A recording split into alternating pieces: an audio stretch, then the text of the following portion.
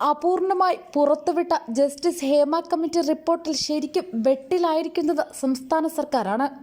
ഒഴിവാക്കിയ പേപ്പറിൽ പറഞ്ഞിരിക്കുന്ന വിവരങ്ങൾ പുറത്തു വന്നാൽ അത് മലയാളക്കരയ്ക്ക് തന്നെ തലകുനിക്കേണ്ടി വരുമെന്നറിഞ്ഞ സർക്കാർ ചില വമ്പന്മാരെ സംരക്ഷിക്കാനാണ് ഇത്തരമൊരു നിലപാട് സ്വീകരിച്ചതെന്ന് പ്രതിപക്ഷവും സോഷ്യൽ മീഡിയയുമെല്ലാം മുറവിളി കൂട്ടിക്കൊണ്ടിരിക്കുകയാണ്. മൊഴി നൽകിയവരെക്കുറിച്ചുള്ള വിവരങ്ങൾ പുറത്തുവിടില്ലെന്ന ഉറപ്പ് കമ്മിറ്റി നൽകിയിരുന്നു. എന്നാൽ ഇരകളുടെയും സാക്ഷികളുടെയും ഒന്നും വിവരങ്ങളൊന്നുമില്ലെങ്കിലും വേട്ടക്കാരുണ്ടെങ്കിൽ അത് ആരെന്നറിയിക്കുന്നതിനുള്ള ബാധ്യത സർക്കാരിൻ്റെ ഉത്തരവാദിത്വമാണെന്നാണ് പ്രധാനമായും ചർച്ച ചെയ്യുന്നത്. കാരണം അതീവ ഗുരുതരമായ ആരോപണങ്ങളാണ് സർക്കാർ രഹസ്യമാക്കി വച്ചിരിക്കുന്ന ഈ ഭാഗങ്ങളിലുള്ളതെന്ന് പകൽ പോലെ വ്യക്തമാണ്. അതിൽ വേണ്ട വിധത്തിലുള്ള വ്യക്തത വരുത്തിയില്ലെങ്കിൽ മലയാള സിനിമാ മേഖല മുഴുവൻ സംശയനിഴലിലാകും. മാത്രമല്ല, വേട്ടക്കാർ രക്ഷപ്പെടുമ്പോൾ നിരപരാധികൾ പ്രതികളാകുകയും ചെയ്യുന്നു. സിനിമാ മേഖലയിലെ ദുരനുഭവങ്ങളുടെ തെളിവായി വാട്സപ്പ് ചാറ്റുകൾ, ഓഡിയോ ക്ലിപ്പുകൾ എന്നിവയാണ് കമ്മിറ്റിക്ക് കൈമാറിയിരിക്കുന്നത്. റിപ്പോർട്ടിൽ ചേർത്തിരിക്കുന്ന മൊഴികൾക്ക് കരുത്ത് പകരുന്ന തെളിവുകളാണ് ഡിജിറ്റൽ രേഖയായി പെൻഡ്രൈവിൽ സർക്കാരിന് കൈമാറിയത്.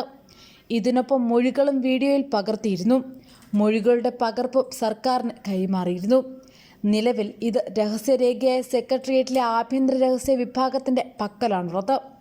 മുദ്രവെച്ച് നൽകിയ രേഖകൾ കോടതി അനുമതിയില്ലാതെ പരസ്യപ്പെടുത്താനോ അന്വേഷണ സംഘത്തിന് കൈമാറാനോ സാധിക്കില്ല.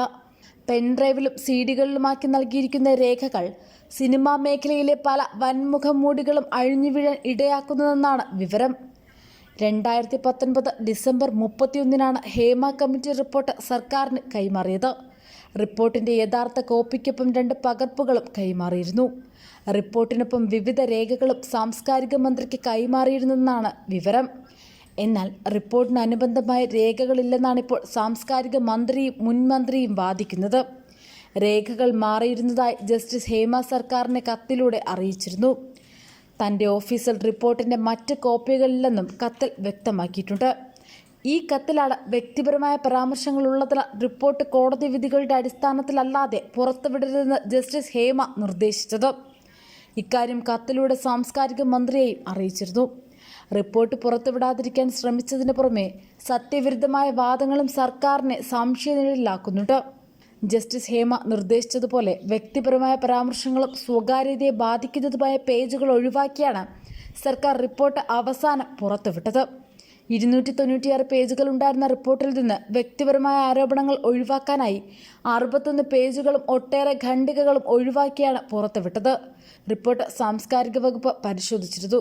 ഗുരുതരമായ വെളിപ്പെടുത്തലുകളും മൊഴികളും പുറത്തു പോകാതിരിക്കാൻ കർശന നിർദ്ദേശമാണ് വകുപ്പിലെ ഉദ്യോഗസ്ഥർക്ക് നൽകിയിരുന്നത്. റിപ്പോർട്ടിനൊപ്പമുള്ള ഹേമ കമ്മിറ്റിയുടെ ചില നിർദ്ദേശങ്ങളും ഒഴിവാക്കിയവയിൽ ഉൾപ്പെടുന്നുണ്ട്. എന്നാൽ സിനിമാ മേഖലയിൽ സ്ത്രീകൾക്ക് ജീവന് വരെ ഭീഷണി നേരിടുന്നുണ്ടെന്ന ജസ്റ്റിസ് ഹേമ കമ്മിറ്റി റിപ്പോർട്ടിൻ്റെ അടിസ്ഥാനത്തിൽ പ്രാഥമിക അന്വേഷണത്തിന് ഉത്തരവിടാൻ സർക്കാരിന് നിയമപരമായ ബാധ്യതയുണ്ടെന്ന് നിയമവിദഗ്ധർ ചൂണ്ടിക്കാട്ടുന്നുണ്ട്. അത്തരമൊരു നടപടി ഉണ്ടായില്ലെങ്കിൽ ഈ ആവശ്യം ഉന്നയിച്ച് ഹൈക്കോടതിയിൽ ഹർജി ഫയൽ ചെയ്യാം. മൊഴികളടക്കം പരിശോധിച്ച് അന്വേഷണത്തിൻ്റെ കാര്യത്തിൽ തീരുമാനമെടുക്കണമെന്ന ആവശ്യവും കോടതിയിൽ ഉന്നയിക്കാം. ഇന്ത്യൻ ശിക്ഷാ നിയമത്തിലെ വിവിധ വകുപ്പുകളും തൊഴിലിടത്ത് സ്ത്രീകൾ നേരിടുന്ന ലൈംഗിക അതിക്രമം തടയുന്ന പോഷ് ആക്ടിലെ വകുപ്പുകളും ബാധകമാകുന്ന കുറ്റകൃത്യങ്ങളാണ് നടന്നതെന്ന റിപ്പോർട്ടിലെ പരാമർശവും നിയമവിദഗ്ധർ എടുത്തുകാട്ടുന്നു. അതേസമയം കേസെടുത്ത് അന്വേഷണം നടത്തണമെന്ന ആവശ്യം റിപ്പോർട്ടിൽ ഉന്നയിച്ചിട്ടില്ലെന്നാണ് സർക്കാർ വൃത്തങ്ങൾ ചൂണ്ടിക്കാട്ടുന്നത്. പൂർണ്ണ സ്വകാര്യത ഉറപ്പു നൽകിയതിനാലാണ് കാര്യങ്ങൾ തുറന്നു പറഞ്ഞതെന്നും ജീവന് പോലും ഭീഷണിയുണ്ടെന്ന് മൊഴി നൽകിയവരിൽ പലരും പറഞ്ഞതായി റിപ്പോർട്ടിലുള്ളപ്പോൾ അന്വേഷണം ശുപാർശ ചെയ്തില്ല എന്ന് പറഞ്ഞ് സർക്കാരിന് ഒഴിഞ്ഞുമാറാനാകില്ല. കേസ് രജിസ്റ്റർ ചെയ്താലും അന്വേഷണം മുന്നോട്ട് പോകുന്നതിനുമുണ്ട് തടസ്സങ്ങൾ. ഭാരതീയ ന്യായ സംഹിത പോഷ് ആക്ടിലെയും വകുപ്പുകൾ ബാധകമായ കുറ്റകൃത്യങ്ങൾ നടന്നുവെന്ന് റിപ്പോർട്ടിൽ പറയുന്നു. ഇത്തരം സാഹചര്യങ്ങളിൽ കേസ് രജിസ്റ്റർ ചെയ്ത ശേഷം ഇരകൾ മൊഴി നൽകാൻ തയ്യാറായില്ലെങ്കിൽ അന്വേഷണം മുന്നോട്ട് പോകില്ല.